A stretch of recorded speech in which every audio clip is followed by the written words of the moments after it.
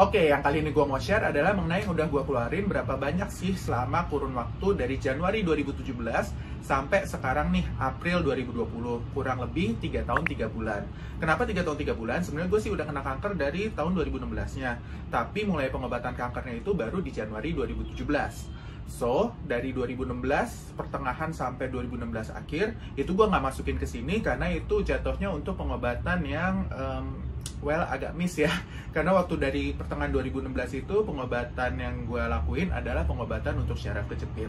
Baru setelah diketahui itu ternyata bukan hanya syaraf kejepit melainkan kanker, akhirnya gue proceed ke pengobatan kanker start from Januari 2017. Tujuan kali ini gue sharing biaya yang udah gue keluarin adalah mungkin ini bisa berguna sebagai landasan kalau misalnya ada yang kalian terkena kanker ataupun kerabat kalian terkena kanker, jadi ada gambaran gitu kurang lebih berapa biaya yang harus disiapin kalau misalnya pengalamannya kayak gue. Bisa dibilang kalau udah kena kanker itu memang nggak bisa main-main biayanya.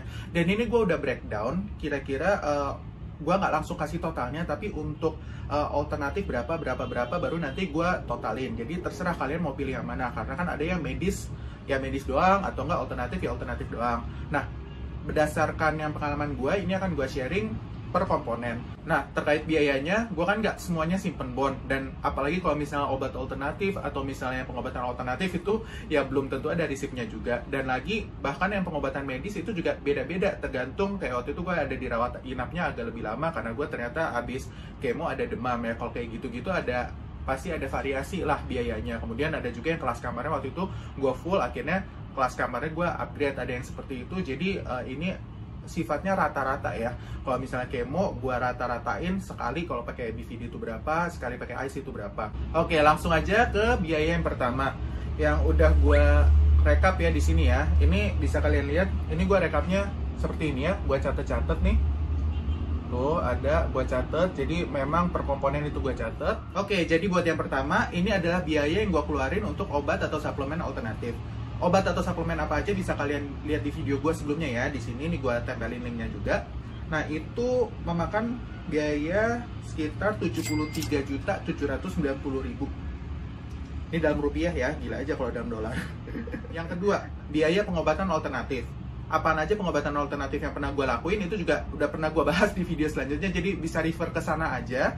Apaan aja yang gue pernah lakuin, itu totalnya sekitar 35 juta rupiah. Selanjutnya, biaya untuk medis. Jadi medis ini gue breakdown biaya untuk kemoterapi, biaya untuk radiasi, biaya buat PET CT scan, biaya buat CT scan, sama MRI. Nah, kemo apaan aja juga udah pernah gue bahas banyak di video-video sebelumnya. Kalian bisa dicek. Tapi ini biayanya untuk kemo aja itu 2.040 juta. Kemudian untuk radiasi 194 juta, buat PET CT scan 94,5 juta, dan buat CT scan plus MRI itu ada sekitar 23 juta. Nah, kemudian untuk medis tapi untuk second opinion. Jadi gue sempet second opinion ke 4 kota ya. Penang di Malaysia, Singapura di negara Singapura, Amsterdam itu di Netherlands, kemudian di New York City di US. Tapi yang the whole proses dilakuin, which means yang semua tes itu dilakuin all over again itu cuma di Singapura. So di Penang, Amsterdam sama di NYC itu tuh lebih kayak ke konsultasi doang. Itu aja makan biaya 469.100.000 rupiah. So kalau mau ditotalin semuanya, mulai dari obat atau suplemen alternatif, kemudian pengobatan alternatifnya, pengobatan medis sama second opinion, itu gua kurang lebih segini. Jeng jeng jeng jeng. Jeng jeng jeng jeng.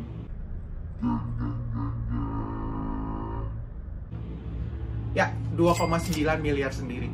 Itu pun belum selesai ya. Jadi selama 3 tahun 3 bulan ini udah butuh biaya 2,9 M.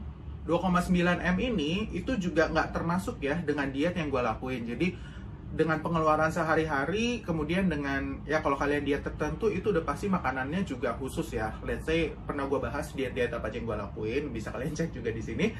Itu nggak termasuk dalam biaya ini. Jadi kayak diet keto itu banyak yang harus makannya mayoritas lemak. Itu gue juga sempet catering yang memang khusus keto.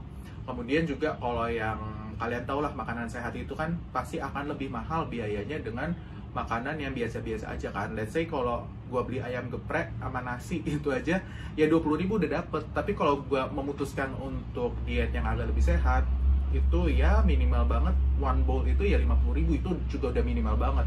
Bahkan gue sekarang kalau yang low carb diet banyakin dada ayam itu 300 gram aja ya udah keluar minimal 60.000, 70.000. Jadi ini belum termasuk biaya makan, biaya kalian ya hidup juga, transport dan segala macam, itu belum termasuk. Ini hanya biaya pengobatan, second opinion, dan obat yang alternatif.